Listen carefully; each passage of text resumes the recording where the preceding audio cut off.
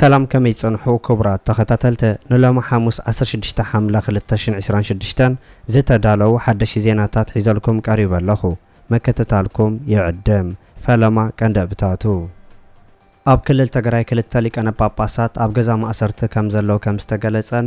ኤርትራን ኢትዮጵያ ዝምልከት ዘውጽአቶ ተሪር መግለጽ ዝምልከትን ጀነራል ታደሰ ወረደ ምስ አምባሳደር አሜሪካ ከይራኸብ ከም ዝተኸልከለን አቶ ጌታቸው ረዳ ብዛዕባ ጀነራል ታደሰ ወረደ ዝምልከት ዘውጽኦ መግለጽን አሜሪካን ኢራን ሓድሽ ዙር መጥቃዕቲ ጀሚረን ከቢድ ውግእ ይካየድ ከም ዘሎን ዝብሉን ካልእን ዝሕብር ዝርዝር ዜናታት ሒዝናልኩም ቀሪብና ኣለና ንቻናልና ሰብስክራይብ ብምግባር ክሳብ መወዳእታ ክትከታተሉና ብኽብሪ ንዕድመኩም አሜሪካ ደጊማ ኣብ ልዕሊ ኢራን ተሪር መጠንቀቕታ ምውፃእ ተገሊጹ ኢራን ብዘይ ቅድመ ኩነት ናብ ናይ ማዕዲ ዘተ እንተዘይመፅያ ኣብ ልዕሊኣ ፍሉይ ንዓነዊ መጥቃዕቲ ክትወስድ ከም ትኽእል አሜሪካ ንኻልኣይ ግዜ ኣጠንቂቓ ኣብ መንጎ ኣሜሪካን ኢራን ንክልተ ወርሒ መመላእታ ዝሒሉ ዝፀንሐ ኩናት ኣብ ዝሓለፈ ቀዳሚ ሰንበት ደጊሙ ድሕሪ ምብርዑ ኣብ መንጎ ክልቲአን ሃገራት ዓነዊ መጥቃዕትታት ይረአ ከም ዘሎ እውን ይግለጽ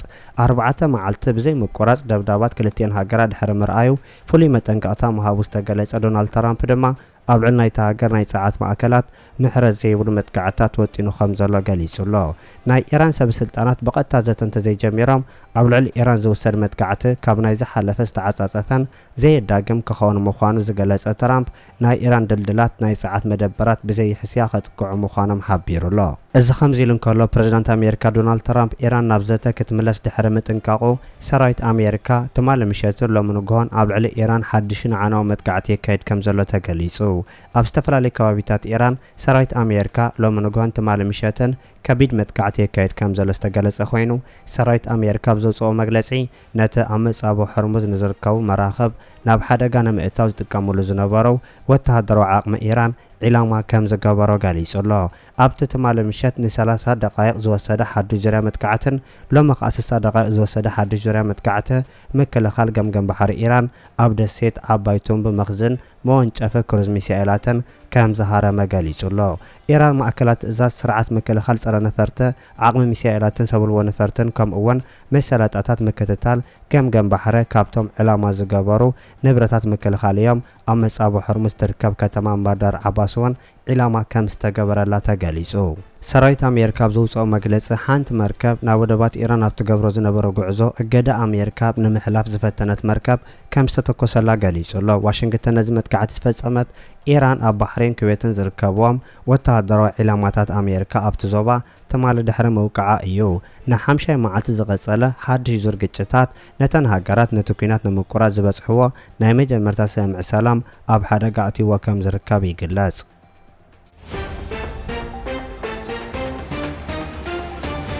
ቱርክን ሱዳንን ስምምዕ መዘክር ከም ዝፈረሙ ተገሊጹ ኣብ ቀይሕ ባሕሪ ጽልዋ ክትዕብእ ምስ እስራኤልን ኤሚሬትን ግብፅን ኣብ ውድድር ከም ትርከብ ዝነገረላ ቱርኪ ምስ መንግስቲ ሰራዊት ሱዳን ስምምዕ መዘክር ከም ዝፈረመት ተገሊጹ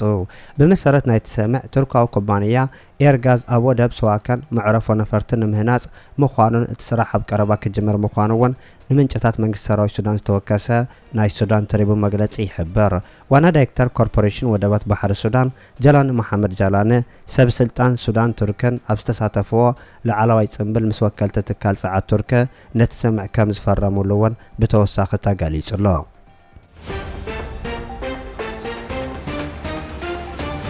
ኣብ ክልል ትግራይ ፈተና ቀትለ ዝተፈጸሙ መራሕቲ ሃይማኖት ኣብ ናይ ገዛ ማእሰርቲ ከም ዝርከቡ ተገሊጹ ኣብ ከተማ ኣክሱም ኣብ ልዕሊ ክልተ ሊቃነ ጳጳሳት ናይ ገዛ ማእሰርቲ ከም ዝተፈጸመ ይግለጽ ኣሎ ሊቀ ጳጳስ ሃገረ ስብከት ሑመራ ብፁዕ ኣቡነ ናትናኤል ከምኡውን ዋና ጸሓፊ ሲኖዶስ ኦርቶዶክስ ተዋህዶ ትግራይ ብፁዕ ኣቡነ ኣረጋዊ በቀዳም ዕለት 4 ሓምለ ባቋጽራ ግእዝ ኣጋ ምሸት ኣብ ቀይዲ ኣትዮም ከም ዝነበሩ ቢቢሲ ጸብጺቡ ካብቲ ዕለት ጀሚሩ ድማ ኣብ ገዛ ማእሰርቲ ከም ዝርከቡ ቢቢሲ ሓቢሩሎ መንበረ ሰላማ ተዋህዶ ቤተክርስትያን ትግራይ ኣብ ከተማ ኣክሱም ኣብ ልዕሊ ክልተ ሊቃነ ጳጳሳት ፈተና ቅትለት ከም ዝተፈጸመ ኣብ ዝሓለፈ ሰሙን ምግላጹ ይዝከር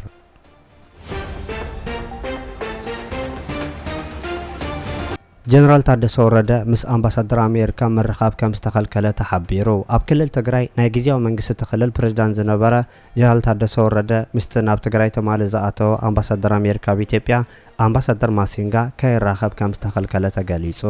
ናይ ክልል ትግራይ ወገናት ከም ዝሕበረዎ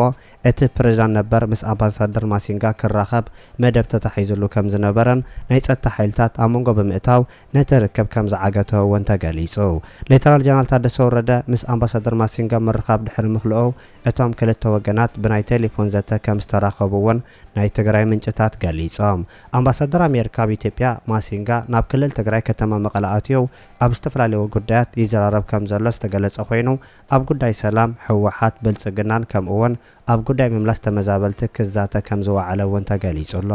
ናይ ኣምባሳደር ማሲንጋ ምብጻሕ ናብ ትግራይ ብብዙሕ ዝተፈላለዩ መግለጽታት ዝወሃቦ ዘሎ ኮይኑ እቲ ኣምባሳደር ኣብ ናይ ተመዛበልቲ ቦታ በፂሑ ከም ዝተዓዘበ እውን ዝግለጽ ክኸውን እንከሎ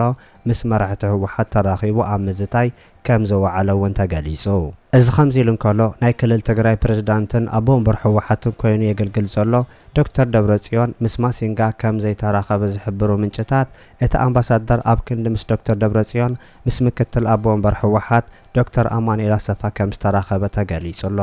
ዶክተር ደብረጽዮን ምስ ኣምባሳደር ማሲንጋ ክራኸብ ዘይከኣለ ብሰንኪ ናይ ስራሕ ኩነታት ምዃኑ ዝጠቕሱ ወገናት ዘለዉ ኮይኖም እቲ መራሒ ናብ ኤርትራ ከም ዝኸደ ዝጠቅስ ብወግዒ ዘይተረጋገጸ ካብ ናይ ኤርትራ ወገናት ዝወፅእ ዘሎ ሓበሬታ እውን ይገልጽ ኣሎ። ዶክተር ደብረጽዮን ጉጅለ ልኡኹ ናብ ኤርትራ ብምኻድ ምስ መንግስቲ ኤርትራን ምስ መራሕቲ ፋኖን ይዛተን ፕላን የውፅእ ከም ዘሎ ብወገን ኤርትራ ዝወፅእ ዘሎ ሓበሬታ ይገልጽ። እዚ ከምዚ ኢሉ እንከሎ ኣቶ ጌታቸው ረዳ ንኣምባሳደር ማሲንጋ ብምንኣድ ኣብ ትግራይ ንዘለዉ ሓይልታት ከም ዝነቐፈ ተገሊጹ።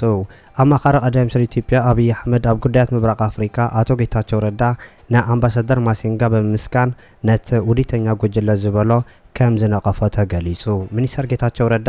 ኣምባሳደር ኣሜሪካ ኣብ ኢትዮጵያ ኤርቪን ማሲንጋ ንዝገበሮ ናይ መቐለ ዑደት ስዒቡ ኣብ ዝሓለፈ መልእኽቲ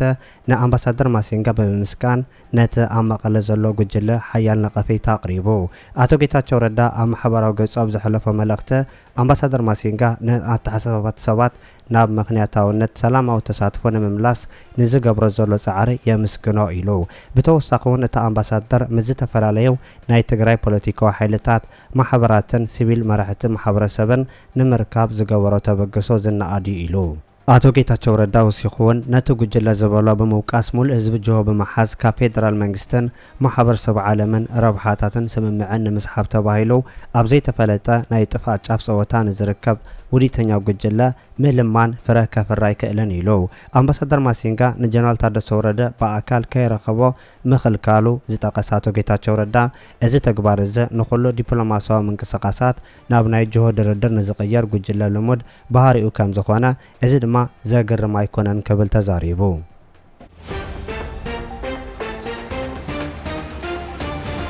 ኢትዮጵያ ባሕር ሰኣነት በናይ ደገ ሓይልታት ክብል ቀዳማይ ሚኒስትር ኢትዮጵያ ኣብይ ኣሕመድ ተዛሪቡ። ኢትዮጵያ ናይ ባሕር ኣፍ ደገ ክህልዋን ከይህልዋን ዝገበረ ናይ ውሽጣ ኩነታት ዘይኮነ ናይ ደገ ሓይልታት እዮም ክብል ቀዳማይ ሚኒስትር ኢትዮጵያ ኣብይ ኣሕመድ ተዛሪቡ። እቲ ቀዳማይ ሚኒስትር ኣብቲ ተኸፊቱ ዘሎን ልዕሊ ወርሒ ክጸንሕ ምዃኑ ዝተነገረሉን ሃገራዊ ዘተ ኣዘራርባ መግለጽታት ከም ዝሃበ ዝግለጽ ዘሎ ኮይኑ ናይቲ ሃገር ሕገ መንግስቲ ከመሓየሽ ከም ዝኽእል ምምልካቱ እውን ተገሊጹሎ። ናይ ደገ ሓይልታት ኩሉ ግዜ ኣንጻር ናይ ኢትዮጵያ ረብሓ ይሰርሑ ከም ዝነበሩ ዝገለጸ ቀዳማይ ሚኒስትር ኣብ ዝተፈላለዩ ከባቢታት ኢትዮጵያ ዝተኻየደ ታሪኻት ነቲ ሓቂ ከም ዘመልክቶ እውን ክገልጽ እንከሎ ካብ ጉንደት ክሳብ ጉራ ካብ ዓድዋ ክሳብ ማይጨው ወዘተ ነፍሲ ወከፍ ክፋል ታሪክ ኢትዮጵያ እንተመርሚርካዮ ናይ ደገ ሓይልታት ኢድ ከም ዝነበሮም ዘመልክት ምዃኑ ይጠቅስ።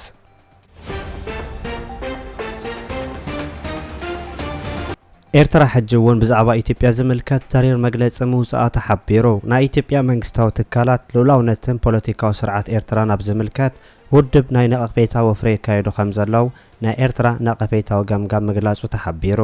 እቲ ብወገን ኤርትራ ዝወፀ ሓተታ ሚኒስትሪ ወፃኢ ጉዳያት ምስ መንግስቲ ኢትዮጵያ ዝተኣሳሰራ ትካላት ንውሽጣዊ ጉዳያት ኤርትራ ንምምዝማዝ እስትራቴጂ ሓንፂፀን ይሰርሓ ከም ዘለዋን ኣብ ውሽጢ ዓዲ ከስፋሕፍሓ ይፍትና ከም ዘለዋ እውን ሓቢሩ ኣሎ።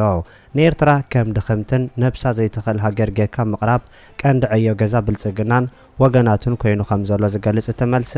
ኤርትራ ኣብ ሓደ ሰብ ዝምርኮዝ ትካላት ዘይብላ ሃገር ምዃና ዝግዕር ዘሎ ሓይሊ መወዳእትኡ ጽቡቕ ከም ዘይከውን እውን ኣመልኪቱ ኣሎ። እቲ ናይ ኤርትራ መልሲ ኣስዒቡ ኣብ ኢትዮጵያ ተፈጢሩ ዘሎ ኩሉ መግለጽታት ካብ ሓቂ ዝረሓቐ ኮይኑ ኣብ ውሽጢ ኢትዮጵያ ኣጋጢሙ ንዘሎ ናይ ኩናት ሃዋህው ንምህዳእ زعلمن ناوشت ጸገም ንግዳም ንምውፃእ ዝዓለመ ምዃኑ እውን ይጠቅስ እቲ ናይ ኤርትራ መግለፂ ወሲኹ ናይ ኢትዮጵያ ወገናት ካብ ሕጊ ኣልቦነት ዝመንጨው መግለጽታት ይህቡ ከም ዘለውን ንናይ ኤርትራ ልኡላውነት ኣብ ሕቶ ምልክት ምእታው በቐንዱ ናይ ኣህጉራዊ ሕጊ ጥሕሰት ምዃኑ እውን ይገልጽ ልኡላውነት ኤርትራ ኣብ ሕቶ ዘእቱ ክስታት ብቐጻሊ ዘቕርብ ናይ ኢትዮጵያ ናይ ብልጽግና ወገን ውዕላት መግዛእቲ ስምምዕ ኣልጀርስ ከምኡውን ኮሚሽን ዶብ ኢትዮጵያን ኤርትራን ዝሃቦ ናይ መወዳእታ ውሳነ ዶብ ኣብ ግምት ከእቱን ታሪክ ክግንዘብ ከም ዝግባእ እውን ብተወሳኺ እቲ መግለፂ ሓቲቱ ኣሎ ቃልሲ ህዝቢ ኤርትራ ብኩሉ ሸነኻቱ ቃልሲ ንሃገራዊ ሓርነት ዳኣ እምበር ከምቲ ናይ ኢትዮጵያ ወገናት ዝብልዎ ዘለው ናይ ምፍላይ ስጉምቲ ከም ዘይኮነ ዝሕብር መግለፂ ሚኒስትሪ ወፃኢ ጉዳያት ናይ ብልጽግና ወገናት ከም ዝተወደበ ስራሕ ሒዞሞ ከም ዘለዉ እውን ይገልጽ መራሕቲ ኢትዮጵያ ኣብ ጉዳይ ቀይሕ ባሕሪ ዘይፈላለይ መትከል ከም ዘለዎምን ናይ ብልጽግና ሓይሊ እውን ኣዓናውን ሓደገኛን መትከል ኣፍ ደገ ባሕሪ ሒዙ ከም ዘሎን እቲ ዘይቅርዑ ፖሊሲ ክልክሞ ከም ዝኽእልውን እቲ መግለፂ የንጽር መግለፂ ኤርትራ ንናይ ቀዳማይ ሚኒስትር ኢትዮጵያ አብይ አሕመድ መግለጽታት በትረኽ ነቀፍ እንከሎ እቲ መራሒ ዝኽተሎ ዘሎ ናይ ባሕሪ መምርሒ ኣብ ዞባ ቀርኒ ኣፍሪቃን ቀይሕ ባሕርን ህውከት ክዘርእ ከም ዝኽእል እውን ኣጠንቂቁሎ ብተወሳኺ ኢትዮጵያ ኣብ ልዕሊ ሶማልን ሱዳንን ተኸተሎ ፖሊሲታት ሰክፍትኡ ዝገልጽ እቲ ናይ ኤርትራ መግለፂ እቲ ናይ ኢትዮጵያ ስጉምቲ ኣብ ትድሮ ኣብ ከቢድ ወጥሪ ዝርከብ ቀርኒ ኣፍሪቃ ተወሳኺ ሓደጋን ወጥርን ክፈጥር ዓብ ተኽእሎ ከም ዘለዎ እውን ኣጠንቂቁ እቲ ጽሑፍ ፖሊስ ወፃኢ ኤርትራ ኣብ ምኽባር ልኡላውነት ግዝኣታዊ ሓድነት ዞባዊ ምትሕግጋዝ ዝተመስረተ ምዃኑ ክገልጽ እንከሎ ኤርትራ ምስ ሱዳን ሶማልን ዘለዋ ዲፕሎማሲያዊ ምትእስሳር ከም ኣብነት ናይቲ ኣብ ቀርኒ ኣፍሪቃ ንሰላም መረጋግኣን ዘለዋ ተወፋይነት ምዃኑ እውን ገሊጹ ኣሎ ኣብ ቀርኒ ኣፍሪቃ ኣጋጢሙ ዘሎ ወጥሪ ኣብ ስልጣን ዘሎ ናይ ኢትዮጵያ ወገን ኣፍ ደገ ባሕሪ ስለ ዝደለይ ጥራይ ከም ዝኾነ እቲ መግለፂ እውን ኣጠንቂቁ ኣሎ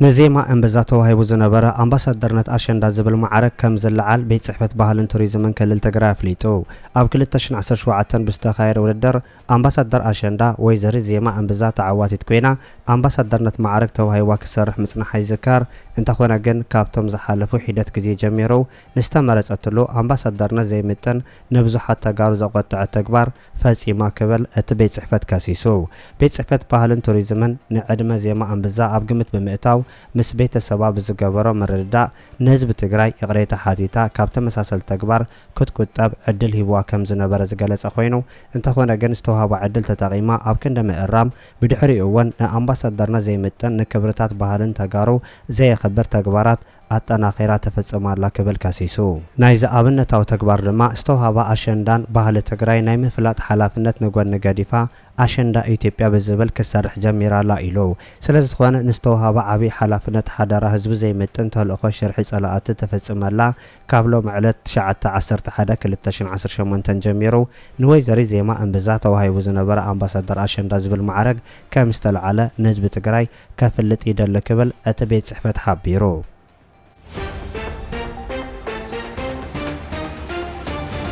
كبرات تخطاتلت نلوم استدالو زينا نزي مسل ابز قصلو زفنو زيناتات بقدامنت كبصحكم سبسكرايب زي قبركم سبسكرايب نخد قبرو بخبرنا عدمكم